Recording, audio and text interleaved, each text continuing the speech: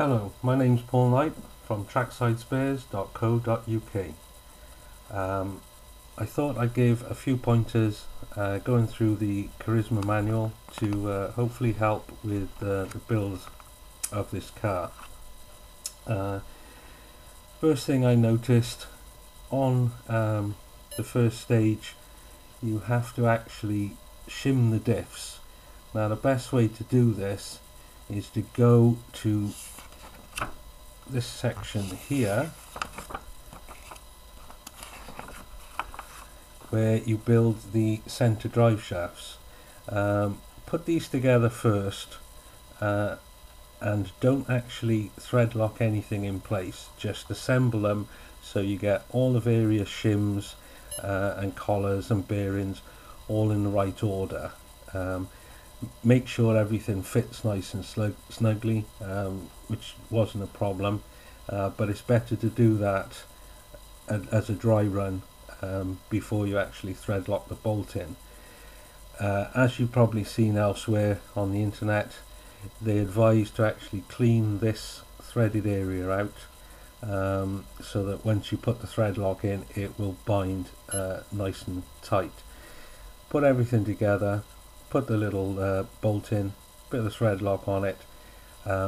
As far as using the thread lock on the rest of the car goes, I would only use it on these bolts. If you do use it on anything else, use it extremely sparingly, as it is very, very strong. In this case, we don't want anything to move because the last thing you want is the pinion drive to come off.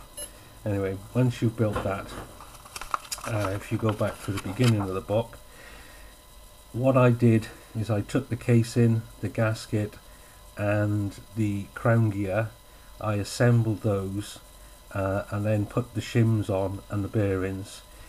You then set them in the casing.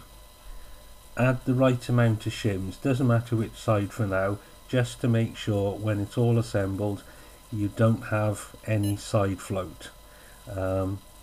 Then if you take your center drive shaft and pinion gear, put that in, you can then take these out drives back out because you haven't built the diff, they'll just slide in and out.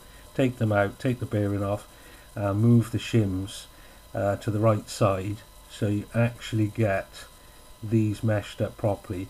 You literally want to have the tiniest movement between the pinion gear and the crown gear. Once you've done that, you can carry on then and build the rest of the diff up.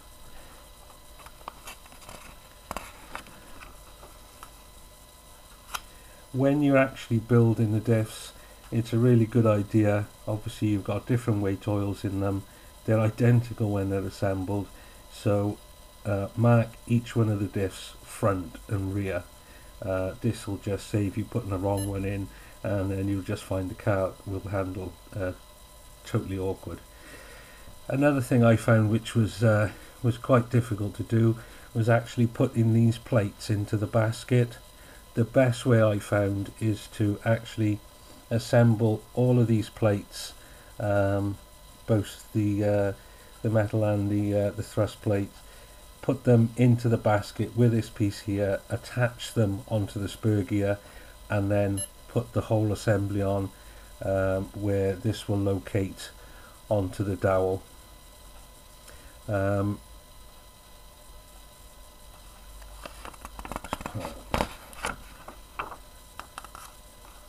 Most of this manual is pretty straightforward. They're the only bits that you know, maybe a bit of a head scratcher and make things make alignments not quite right, but I say if you follow it in this order it'll work out fine. When you put the carbon fibre pieces into the wishbone, you might find it easier if you just run a piece of sandpaper along the bottom edge of the carbon fibre. This will mean that it will push into there as a nice snug fit. The edges of these are so sharp you might actually, on the front ones I think it is, you might find they're quite difficult to squeeze in. Rub it with a bit of sandpaper on the one edge, and it'll drop in nicely. The last thing you want to do is use these little screws to pull it in, because all you'll end up doing is stripping the thread.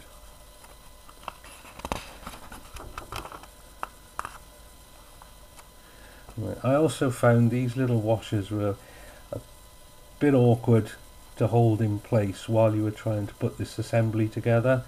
What I found a good idea to do with this was just smear a bit of that seal grease over those.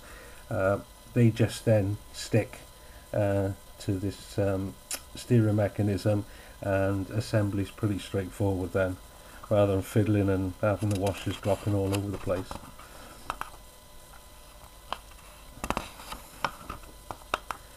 Right. When it came to this stage, I found that a little smear of grease on the actual recesses where the anti-roll bar goes, and grease in the crown and pinion, it meant that when it all went together, as these pivoted, it's just going to reduce wear on the plastics, and obviously the gearing is lubed up as well. I used black grease on this.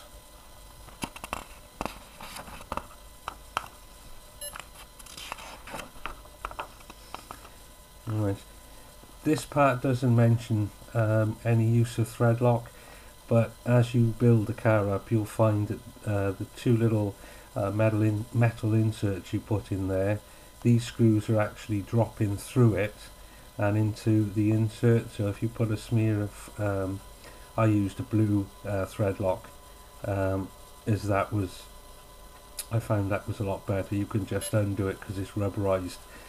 Same with these back screws here, and the screws that go through the front, which actually hold the top deck on. Another thing that I found which was easier to do is to actually put the tower onto the bulkhead before you assemble it as one piece with the top deck. What happens, the front one is obviously pretty easy to do because the screws go through at this angle, but once you put the back ones on, I find it's quite a tight fit, and these sharp edges of carbon fibre, they can give you a bit of a chaff if if you're not careful.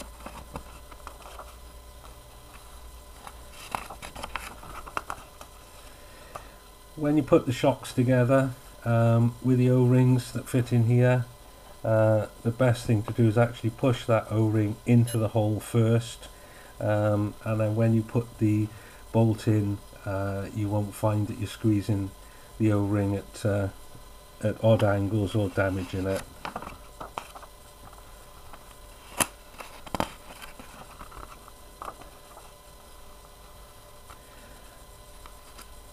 I actually have gone with an 8.5 turn motor, and I'm currently running a 25 tooth pinion.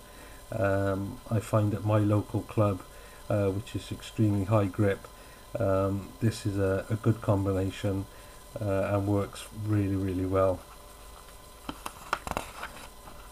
The rest of the build should go very straightforward, and you'll find that everything all bolts up nice and tidy, and the whole car just runs sweet as a nut. I hope this has been of some help to you. My name is Paul Knight, and this is tracksidespares.co.uk.